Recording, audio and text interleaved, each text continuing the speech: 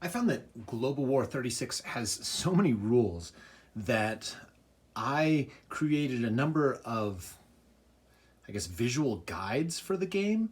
And I posted a video on these national reference pages that I did that are very visual.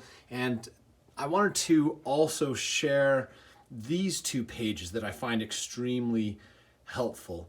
So this is an IPP income tracker and then also a calendar. And I really like the IPP tracker that came with the game, and it's made out of this really nice substance. It's huge. It looks good, and it's got a little calendar on the top as well. But what I found is that there are so many rules all over the rule book, especially for things that happen on certain dates, that I decided to make myself my own calendar. So I'm going to start by talking about this page right here.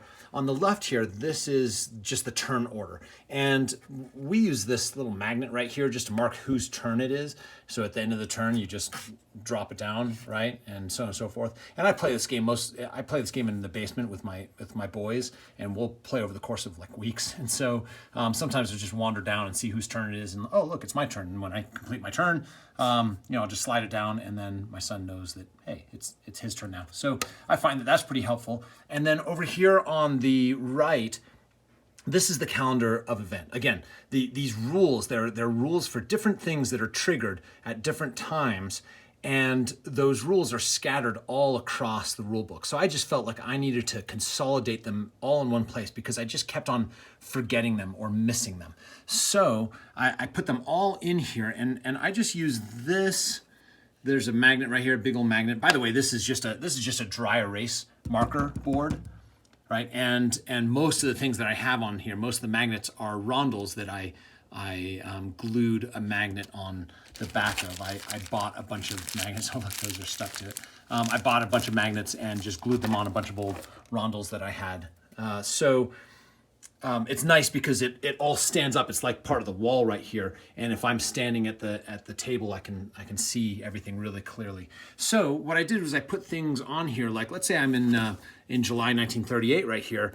When I'm moving to January of 1939, it's just a good reminder. Oh yeah, Burma Road opens that year. So it's not only just a good reminder, but it also helps me see what's coming up here. July of the 39 has all these different things that are coming up, and it can help me plan when I'm back here to say, all right, I got X amount of turns before all this stuff happens. So I find that really super helpful, and I hope that I got all the rules in there for the time triggered events.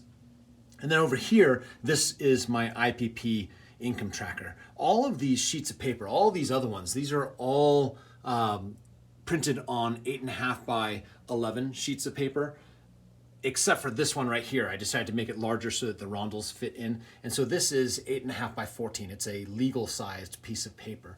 And it's just got all the numbers, right? It goes up to 99. But what I did on this is I put some reminder icons. Like for instance, this right here, that's just Japan's starting income. They start at 16 in July of 1936. And here's Germany at 20, and here's Italy at 10.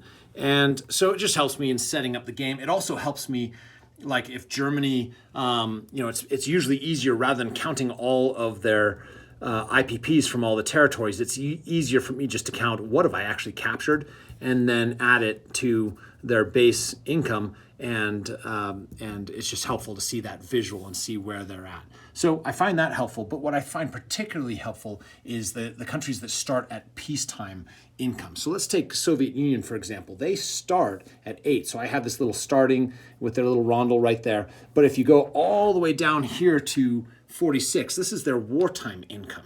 So that's where they're traveling to. And I find that visually, it's just really nice to be able to see where they're going. And you can see here's their rondel right now. They're at 28 IPPs. So they're about halfway to their wartime income. And there's this little, it's like a game of chicken where I'm playing Germany right now. And I have this special ability that is the Soviet surprise attack, that as long as I declare war on them and I attack them, I get this special power. But as soon as I do, they go up to their full wartime income. So the Soviets, they want to attack me first. But if they do, they don't go up to, they're going to lose whatever income because they don't go up to their wartime income. So it's this little game of, is it worthwhile for them to attack me yet? When do I attack them? And it's all about where this marker is and how close it gets to their wartime income. So it's just visually, it helps me to be able to see that. And then you'll see that I actually have two different rondels here because this is their income, but this right here is any new territories that they have.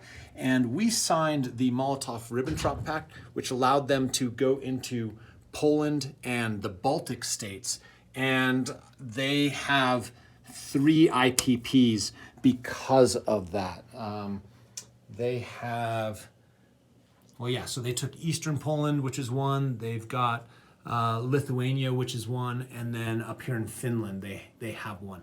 And I believe I have this rule correct, that is that those 3 don't count towards their journey from the 8 to the 46. So when my son is calculating his income, what he's going to do is he's just going to look at this and he's going to say, all right, I got 28, and then plus 3. So 31 plus anything that's on this board right here, which at the moment it's only this pack right here, which is an additional 3, so 34 total. And I just find that visually it's really helpful to be able to see all of that in one place. The other thing that I have on this board is you can see these little American, I made them little rectangles so they stood out.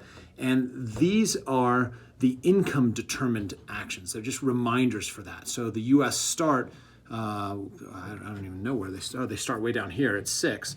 But on their way up to their 63, there are these little cues that they run past where they get additional power. So if I go up here to their little cheat sheet, here are their income determined actions, and you can see at 15 they get that, at 35 they get this, at 50 they get this, right? And so I put little reminders on here. So my son's just about to go from, next turn he'll pass 35, and I can look at this and say, all right, that reminds me he's going to get some extra powers, and then I can just glance over here and see exactly what those extra powers are. So I find that visually helpful. And like I said, the most important thing for me, just because all this stuff I want visually, is that if I'm here at the board and I'm playing the game, all I have to do is just simply glance up and I can see everything that's going on in the game at a glance, and it's all on the wall, and it's really easy to see and pick out, and so I find that really helpful.